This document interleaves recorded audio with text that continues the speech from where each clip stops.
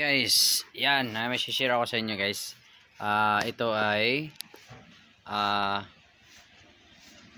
center spring. Yan. Sa mga center spring guys, ingat kayo kasi marami tayong trainable shot, pero kasi lalo na sa mga baguhan guys, ingat kayo dito sa center spring. Baka ang nabili nyo ay sobrang tigas. Yan, lalo sa mga nagbibenta sa mga marketplace or sa mga online, wag kayong sumubok guys na bumili ng mga aftermarket na center spring na sobrang tigas, or yung makina nyo stock lang naman tapos mag center spring kayo tapos nagugulat kayo bakit yung gasolina nyo dating nakaka 1 liter naka 40 kilometers per liter, ngayon naging 50 na, ay naging 30 na lang. Baka itong sanhi guys, kasi ang matigas na spring talagang mahirap i-engage ang lining niyan.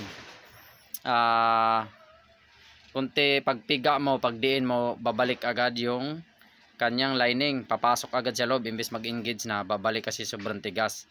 Like unless sa mga medyo malambot na spring or stock 800 rpm mga ganon, pag konting piga mo lang mag-engage yun.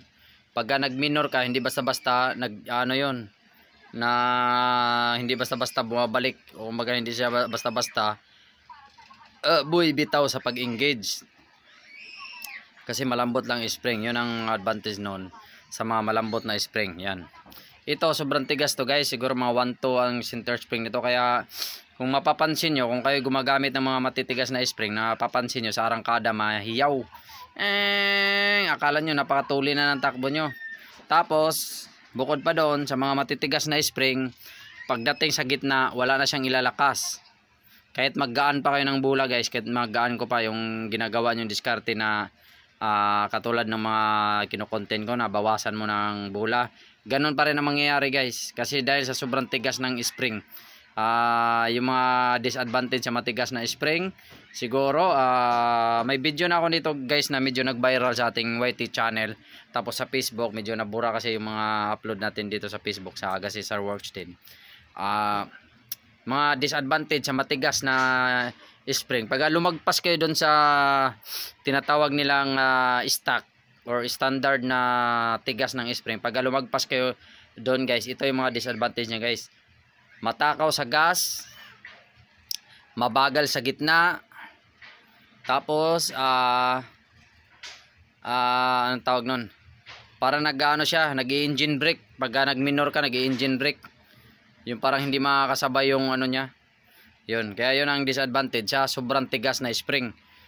At ang pinaka-main talaga dito, kung kayo na yun, lalo sa mga nasa probinsya, ang pinaka-main talaga dito sa mga matitigas na spring, ang pinaka-reason talaga, napakatakaw sa gas guys. Yan, kung dati ang bawa 50 pesos mo 4 na kilometro or 10 kilometro ang 50 pesos mo, ngayon baka ano na lang, mga 5 kilometers na lang, o kaya 8 kilometers dahil sa sobrang tigas ng spring nyo.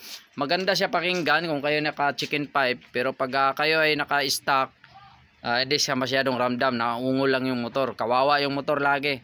Akala nyo yung pag nag plug reading kayo, laging siya rich, dahil napepersa yung makina, nadidiin. Kailangan kasing mag RPM ka noon para mag engage lang yung kanyang lining. Kaya ingat kayo guys sa mga hindi naman natin na talaga, ingat kayo lang sa pagbili. Kailangan ibabagay nyo yung mga center spring nyo doon sa makina nyo. Pero kung kargado yung makina mo, baliwala to, kasi dati naka 59 ako, baliwala yung ganito katigas na center spring. Yan, medyo matigas siya guys, oh. Like unless doon sa kinabit natin ngayon. Actually hindi naman talaga siya pang Mio, pang M3 yon, pang IPA yun siya guys, pang Mio 125 like M3 yan. Yun ang ginamit ko dito kasi wala man tayong budget. Yun muna ang ginamit natin.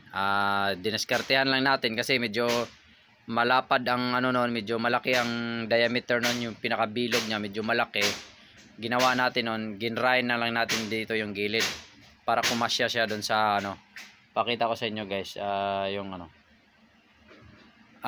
ginrain ko na lang kasi masyado, mayroon ako doon na ano, clutch lining AC. Yan, ipapakita ko sa inyo sa sunod na vlogs. Kaya yan na siguro guys, sana may natutunan kayo sa ating mabilisang video at sharing lang tayo. Aga si Sir Work, save money, save time, peace. At saka Chian Vlog 11, thank you. Ingat lagi. Ingat, ingat.